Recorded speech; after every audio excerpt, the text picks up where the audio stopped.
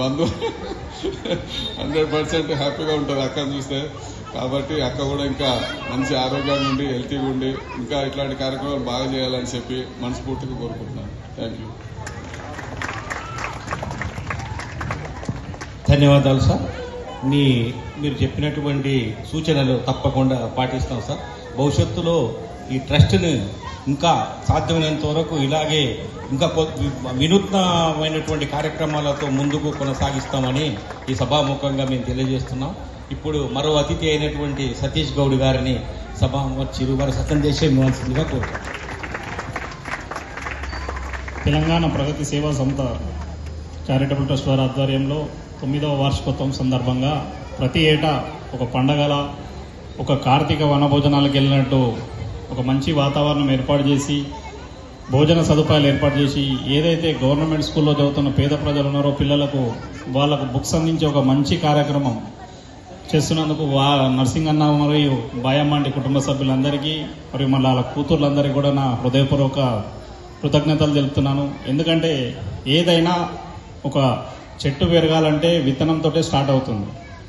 ఒక మనిషి ఫ్యూచర్లో ఏ విధంగా ఎదగాలన్నా ఒక స్కూల్ నుంచే స్టార్ట్ అవుతుంది. కాబట్టి అటువంటి సేవా కార్యక్రమంలో వాళ్ళు రాసుకోవడానికి చదువుకోవడానికి వీలుగా ఒక మంచి ఆలోచనతోటి నోట్బుక్ ఇచ్చే కార్యక్రమం చేస్తున్నందుకు వారికి హృదయపూర్వకంగా శుభాభివందనాలు తెలియజేస్తున్నాను.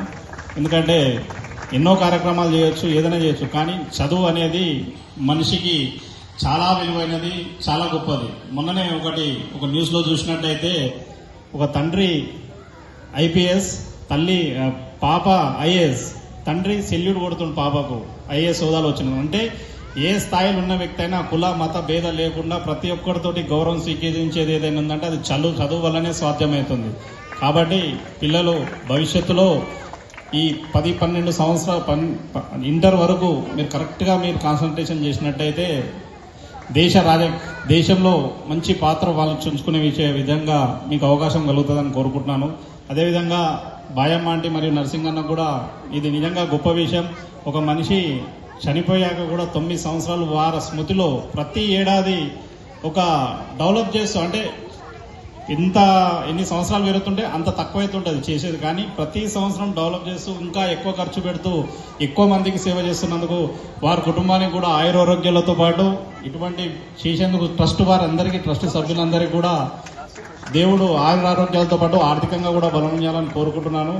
అదేవిధంగా ఇదే స్ఫూర్తితో నాకు కూడా ఇందాక సార్ చెప్పినట్టు నర్సింగన్న కుకట్పల్లి పోలీస్ స్టేషన్ ఉన్నప్పుడు పోలీస్ స్టేషన్ వాతావరణం ఉండదు. పోలీస్ స్టేషన్కి వెళ్తే ఫ్రెండ్లీ వాతావరణం, వాళ్ళని బతిమలాడుతుంటాడు. ఇందాక అన్న చెప్పిన బతిమలాడుతుంటాడు, వాళ్ళకి నీళ్ళు ఇస్తాడు, ఛాయ్ ఇస్తాడు. అట్లా ఫ్రెండ్లీ వాతావరణంలో కేసులు సాల్వ్ చేస్తుంది నర్సింగన్న. మా ఎమ్మెల్యే కూడా అంటుండే, అరే ఆయనతో పెద్ద నెత్తినపై ఏదైనా చెప్పినా కానీ ఆయన స్మూత్గా డీల్ చేస్తాడు, రఫ్గా చేయడం అంటుండే. అయినా సరే కేసు పర్సంటేజ్ తక్కువ చేస్తుండే.